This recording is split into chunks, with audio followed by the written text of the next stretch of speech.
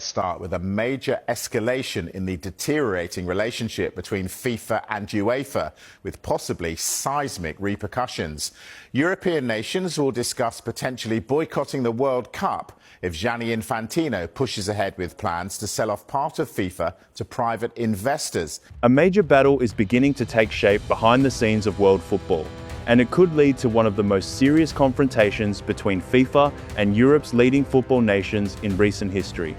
At the center of the dispute is a proposal that could fundamentally change how FIFA's biggest competitions are managed, financed, and commercialized.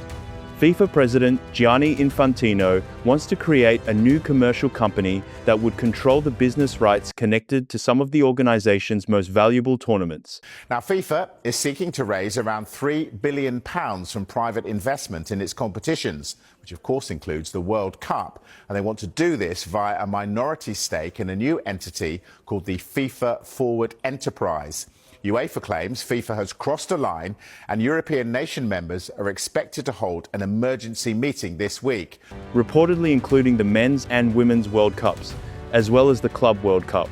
The proposed company, known as FIFA Forward Enterprise, or FFE, is being valued at approximately $20 billion.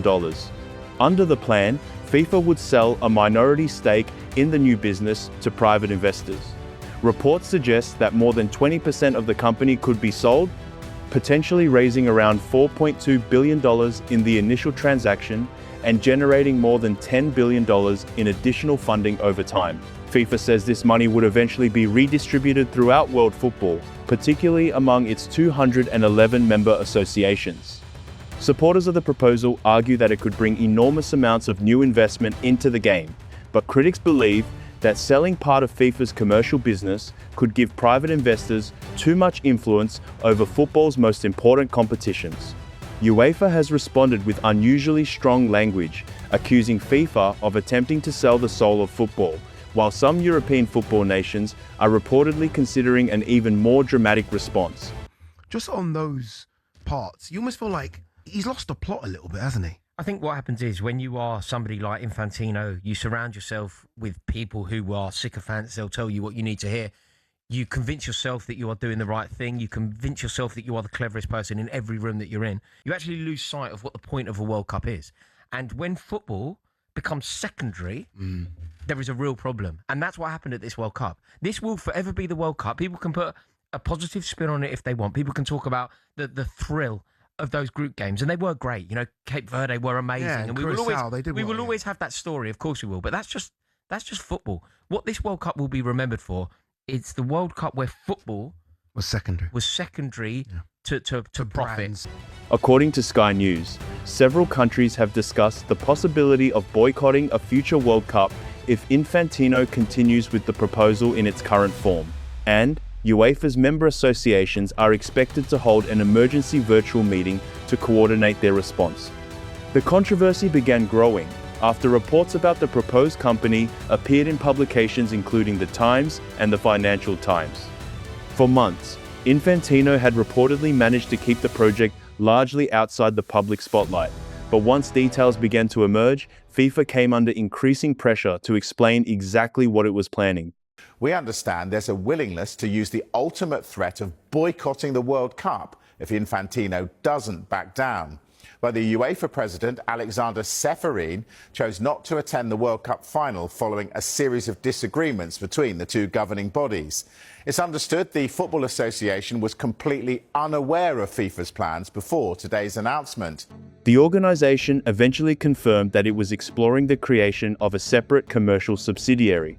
According to FIFA, the purpose of the new company would be to allow the commercial side of the sport to operate as a focused and professionally managed business, while FIFA itself would continue to control football's governance. The organization is reportedly working with American banking giant JP Morgan on the project, while the search for investors is said to involve Thrive Capital and a proposed lead investor group known as Thrive Eternal.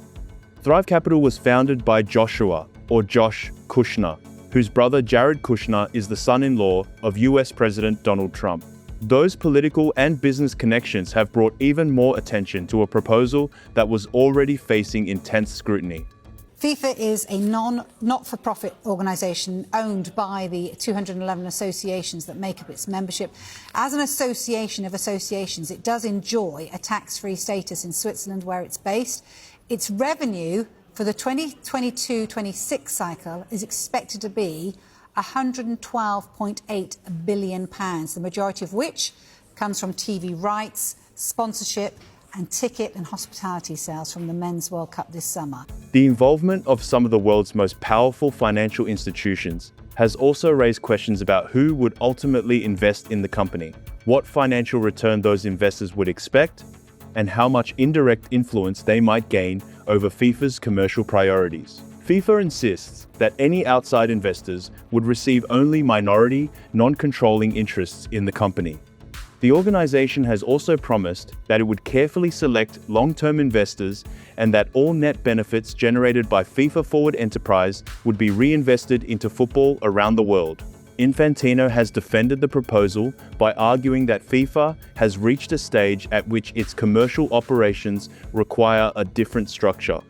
He said, "Our next stage of growth needs a structure built for it, one where the commercial side of the game operates as a focused, dedicated business with its value shared more and better all around the world." According to Infantino, the project is not about giving investors control of football. Instead, he presents it as a way to generate more money and distribute it more fairly among FIFA's member associations. Since the story has emerged, UEFA have hit out at FIFA in a very powerful statement. This is what they've had to say, that the soul and governance of football are not assets to trade, they say. This crosses a line that football's governing institutions should never cross. UEFA takes it extremely seriously, so should every national football association. He added, "Every FIFA member association should have an opportunity to seek a fair share of the available funding to shape its own future, deciding for itself rather than relying on others. This is about the democratization of football worldwide." FIFA says the financial impact could be significant, especially for smaller football nations that rely heavily on funding from the governing body. Under the current system, each member association can reportedly receive around $8 million during the relevant funding cycle. If the new proposal moves forward, FIFA says that amount could rise to as much as $20 million for the period between 2027 and 2030. The money could then be used for stadiums and training facilities, coaching programs, grassroots development, domestic competitions, national teams, women's football, youth academies, and other infrastructure projects. For national associations with limited commercial income of their own, that increase could be extremely important, and this is one of the main reasons FIFA may still be able to secure enough votes to approve the project despite strong European opposition. UEFA represents 55 national associations, while FIFA has a total of 211 members. The proposal reportedly requires the support of a majority of FIFA's associations, meaning Infantino may be able to rely on backing from countries in Africa, Asia, the Caribbean, Oceania, and other regions where increased FIFA funding could have a major impact. FIFA President Gianni Infantino is still making the headlines. He's taken to Instagram to back himself over the criticism he's received during the tournament, appearing to take aim at the world's media. He wrote the following: "To those behind their pens and papers, behind their screens, spreading hate and false rumours, I want to say that whilst you are sitting behind, we at FIFA are on the front lines, organising, working hard and delivering the best show in the world." However, Europe's influence cannot be measured by voting numbers alone. Many of the world's strongest national teams, most valuable leagues, biggest clubs, highest profile players, and largest football audiences are based in Europe. European teams also play a central role in the commercial success and sporting credibility of every World Cup. Spain are the current champions in both the men's and women's World Cups, further demonstrating how important European countries remain to FIFA's flagship tournaments. Because of that, even the possibility of a European boycott would represent a major threat to FIFA.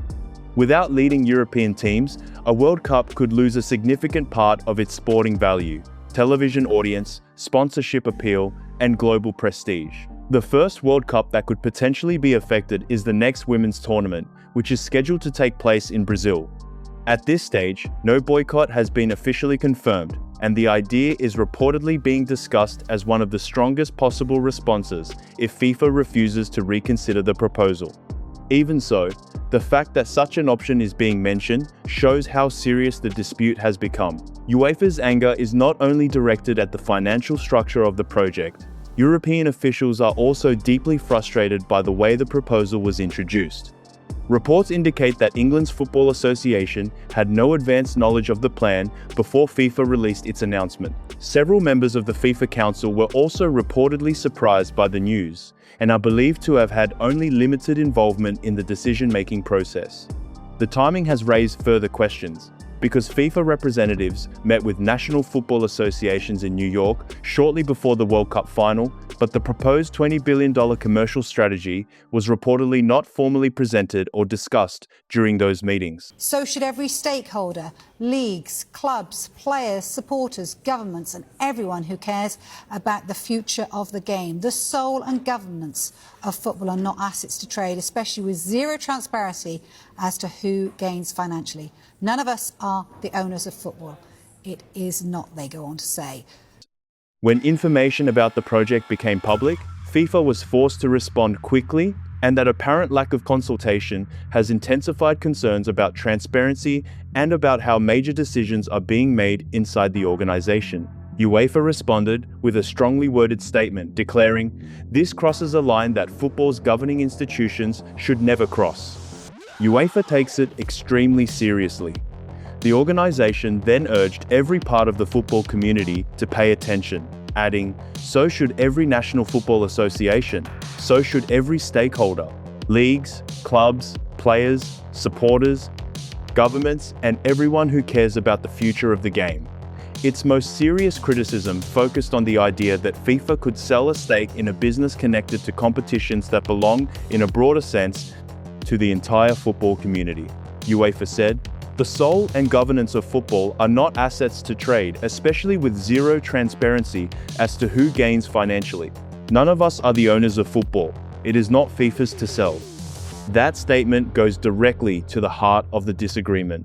FIFA argues that it is only restructuring the commercial side of the organization and that football's rules and governance would remain under FIFA's control, while UEFA and other critics believe the distinction may not be so simple.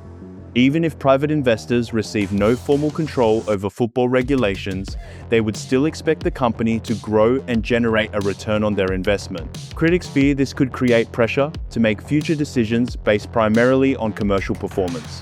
For example, investors might favor expanding tournaments, increasing the number of matches, holding major competitions more frequently, or selecting host countries with the largest and most profitable markets. There are also concerns that the World Cup could be pushed further toward the United States and other commercially attractive territories. FIFA says those fears are misplaced because investors would not control the company and because the governing body would remain responsible for football's international match calendar. Nevertheless, opponents argue that financial influence does not always require formal voting control. Once private capital becomes connected to the commercial performance of the World Cup, decisions affecting the tournament could face pressure from investors seeking higher revenue. This is why UEFA believes the proposal could eventually affect not only FIFA's business operations, but also the character and priorities of the sport itself. The current dispute also comes at a time when relations between FIFA and UEFA are already severely strained. In recent months, the two organizations have clashed over a series of political, disciplinary, and governance issues. UEFA previously accused FIFA of damaging the integrity of the World Cup after the immediate suspension of United States striker Folarin Balogun was lifted. Reports claim that the decision followed direct appeals involving Gianni Infantino.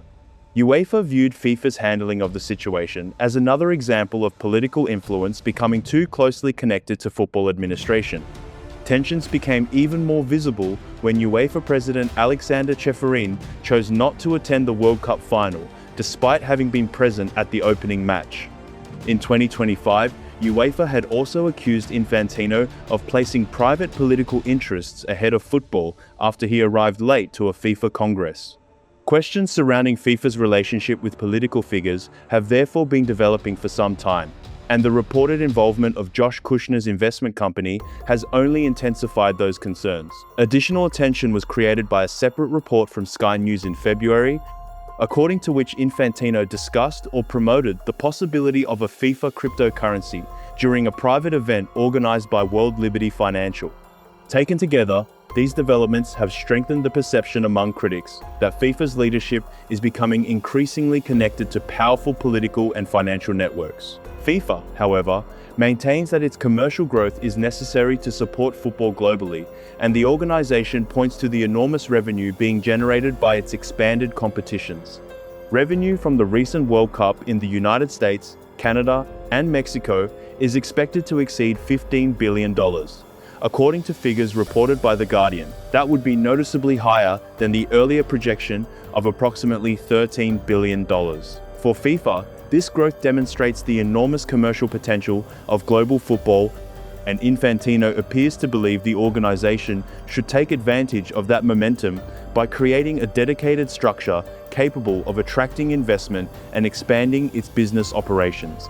Critics see the same numbers very differently. They argue that if FIFA is already generating record revenue, it should not need to sell part of its commercial business to private investors. They also question whether the long-term income lost by selling a major stake could eventually be greater than the short-term funding FIFA receives. Another important question is who would personally benefit from the new structure. According to The Times, Infantino may be interested in becoming chair of FIFA Forward Enterprise if the company is created, and such a position could reportedly come with compensation worth tens of millions of dollars.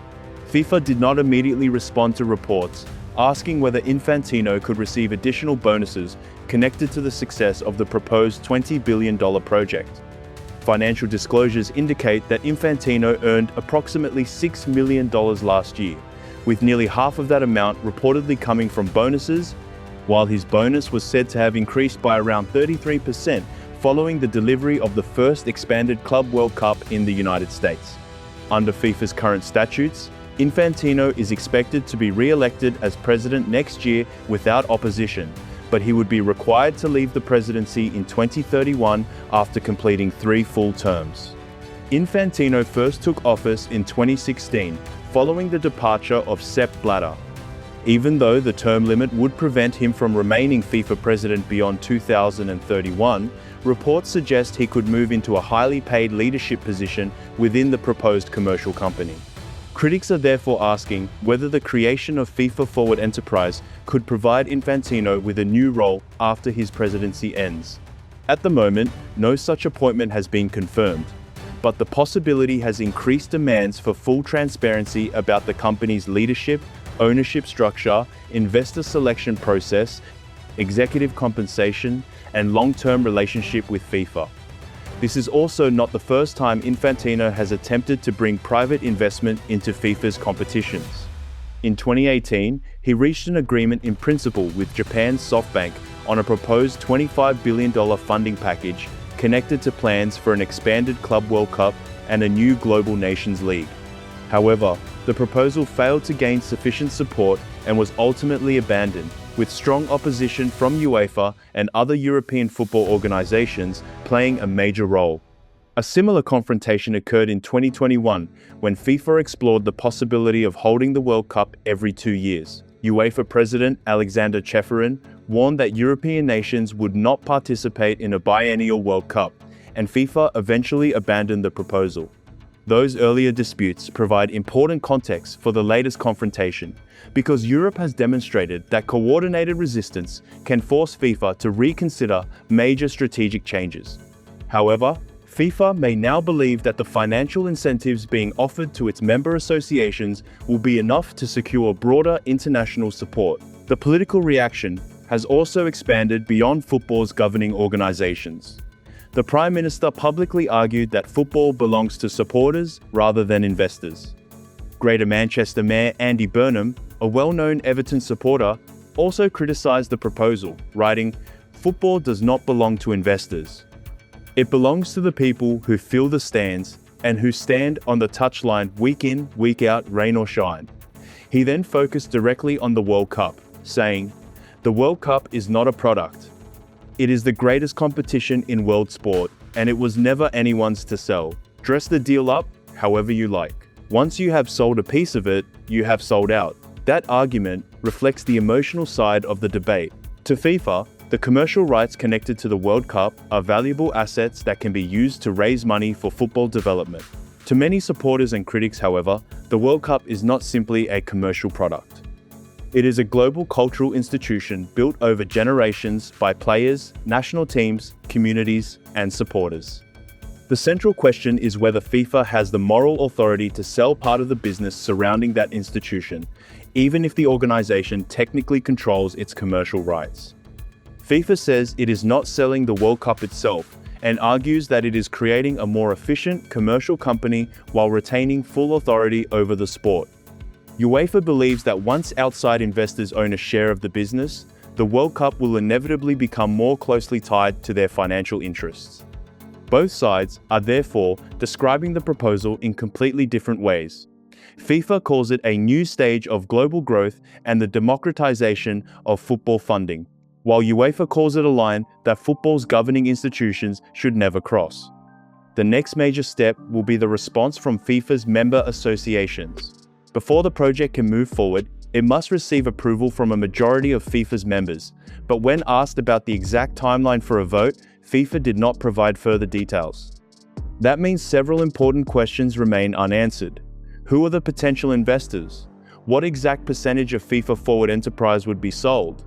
What commercial rights would be transferred to the company? How long would the investment arrangement last? What return would investors be promised?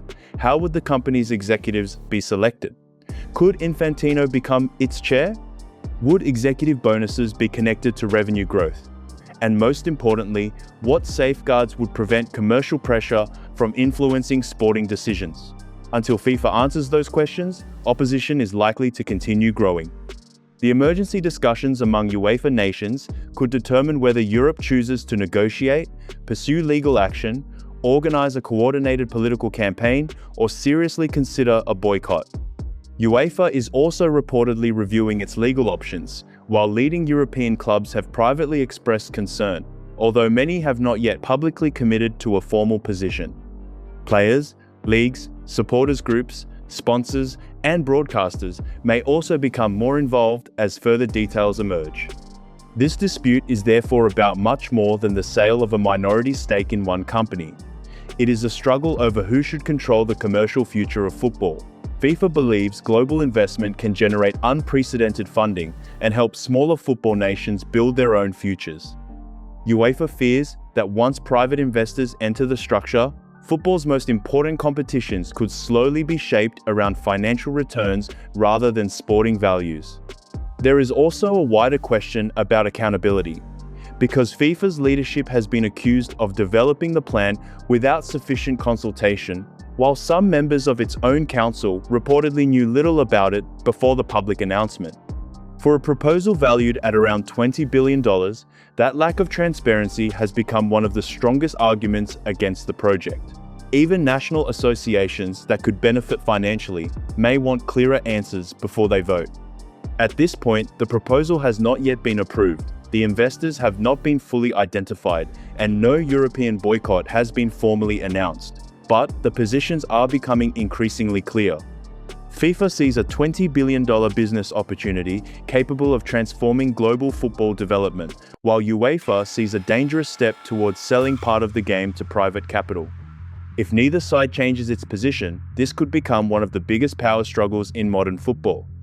The final decision will not only determine the future of FIFA Forward Enterprise, it could shape how World Cups are financed, how international football is governed, how revenue is distributed, and how much influence private investors will have over the world's most popular sport. So, what do you think? Is FIFA creating a smarter commercial structure that could provide billions of dollars for football development around the world? Or is UEFA right to argue that FIFA is attempting to sell something that was never truly theirs to sell? And if the proposal moves forward, should European national teams seriously consider boycotting a World Cup? Let us know your opinion in the comments below. If you enjoyed this breakdown and want more football news, behind-the-scenes stories, and updates on the biggest developments from around the game, make sure to like the video, subscribe to Matchio, and turn on notifications so you never miss an upload.